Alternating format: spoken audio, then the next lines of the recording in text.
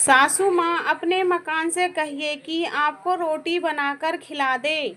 चंचल रसोई में लगी हुई है। जितनी तेजी से वो काम कर सकती थी वो कर रही है, लेकिन दिमाग में 10 बातें घूम रही हैं। जब से मायके से भाई की फोन आया है तब से चंचल का मन घर के कामों में लग नहीं रहा। फिर भी फटाफट काम निपटाने में लगी है। क्या पता अम्मा जी को उस पर तरस आ जाए और वो उसे उसके मायके जाने दें। पति रघु से भी उम्मीद की थी कि वो अम्मा जी से बात करे, पर अम्मा जी के आगे उनकी चलती कहाँ है।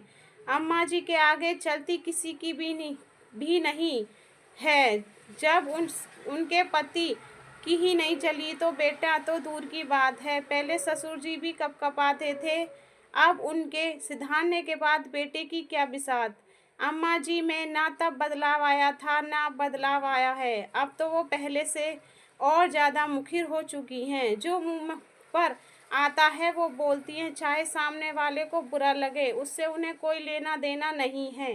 अम्मा जी इस घर की मुखिया हैं, नहीं नहीं इस मकान की मुखिया हैं, क्योंकि उन्हें अपने घर से ज़्यादा अपने मकान से लगाव है। वो क्या है ना कि घर तो सदस्यों से बनता है, पर अम्मा जी के सदस्य से लगाव नहीं। उन्हें तो अपने इस ईदगाह के 2 कमरे के मकान से लेना देना है। ले देकर घर में 4 जीव हैं, अम्मा जी, बेटा रघु, उनकी पत्नी चंचल और एक पोता मनु जो अभी सिर्फ 5 साल का है। बेटा बहू उनकी सेवा में कोई कमी नहीं छोड़ते, लेकिन उसके बावजूद वो ताने देने में कोई कसर नहीं छोड़ती। उन्हें लगता है कि ये लोग उनकी सेवा सिर्फ मकान के लिए कर रहे हैं। अगर कोई उनके मुंह पर तारीफ कर दे कि आपके बेटे बहुत बड़े अच्छे हैं जो इतनी सेवा करते हैं, तो अम्मा जी मुंह पर जवाब देती हैं, अरे मेरी सेवा तो मेरा मकान करता है, वरना आजकल कौन बेटा बहू सेवा करते हैं। चंचल और रघु दोनों का ही सुनकर दिमाग खराब हो जाता, लेकिन फिर सोचते कि माँ ही तो है, भला माँ से कैसी नाराज़गी।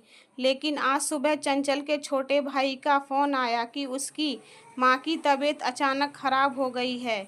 माँ अभी हॉस्पिटल में है और चंचल को ही याद कर रही है। रघु ने जब दोबारा फ़ोन करके पूछा तो चंचल के पापा ने कहा, अभी स्थिति नियंत्रण में है, फिर भी आप चंचल को भेज दीजिए, कुछ दिन रुककर वो थोड़ा अपनी माँ को संभाल लेगी। रघु ने फटाफट जाकर अम्मा जी से पूछा, अम्मा चंचल की माँ की तबीयत खराब है, वो हॉस्पिटल में है, तो मैं चंचल को उसके मायके छोड़ आता हूँ।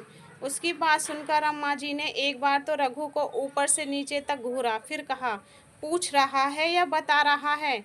उनकी बात सुनते ही रघु सब शक पका गया, फिर खुद को संभालते हुए बोला, अम्मा पूछ रहा हूँ, आप कहें तो मैं चंचल को उसके मायके छोड़ाऊँ।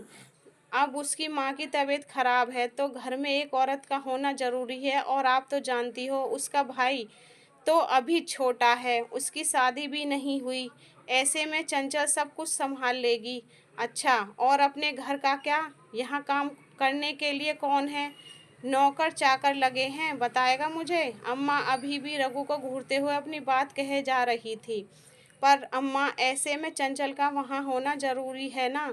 रघु ने फिर एक बार कोशिश की, हाँ तो उसकी माँ के लिए मैं नौकरानी बन जाऊँ, कोई ज़रूरत नहीं है जाने की, उससे कहो कहो घर का काम करे, यह संभालेगी।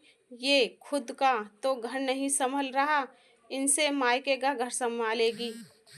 उसके आगे रघु कुछ कह ही नहीं पाया और चंचल चुपचाप रसोई में अपने काम में लग गई। थोड़ी देर बाद देखा तो पड़ोस वाली जमुना काकी अम्मा जी से मिलने के लिए आई और आकर अम्मा के पास सोफे पर विराज गई। और भौजी जी क्या हो रहा है, आजकल तो नज़र ही नहीं आती, लगता है बहू से बहुत सेवा करा रही हो। अरे काहे की सेवा, आजकल की कामचोर बहुओं से कोई सेवा होती कहाँ, बस मायके जाने के लिए ना कह दो तो मुंह सूज जाता है।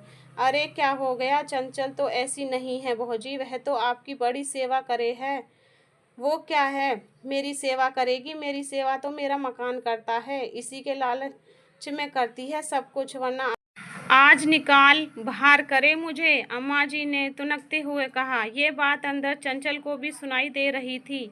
एक तो पहले से ही उसका दिमाग खराब हो रहा था, ऊपर से अम्मा जी की बात ने आग में घी का काम किया। चंचल सीधे अपने कमरे में गई और जाकर सामान पैक करने लगी। थोड़ी देर बाद जब जमुना काकी अपने घर चली गई तो चंचल अपने सामान के साथ बाहर आई। उसे देखते ही अम्मा जी उसे डांटते हुए बोली, कहाँ जा रही है तू? अभी सुबह तो मना किया था तुझे। अम्मा जी, मैं अपने माँ के पास जा रही हूँ, अपने मायके। मेरी माँ को मेरे पापा मेरी ज़रूरत है।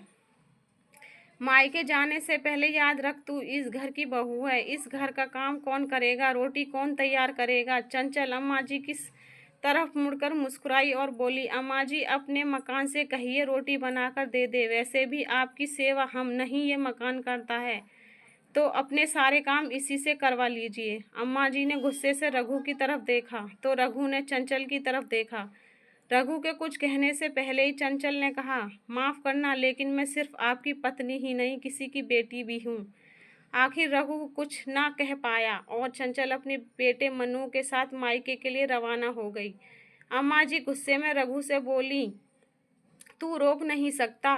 अपनी पत्नी को कैसे जवाब देकर चली गई? यही सिखाया उसके माँ बाप ने? माफ़ करना अम्मा, ये उसके माँ बाप ने नहीं सिखाया, ये तुमने सिखाया है। और वैसे भी कुछ गलत नहीं कहा उसने।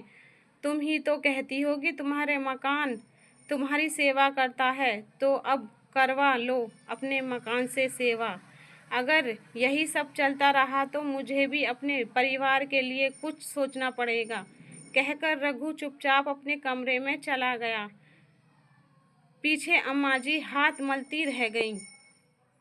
धन्यवाद। अगर स्टोरी पसंद आई हो तो लाइक और सब्सक्राइब करें।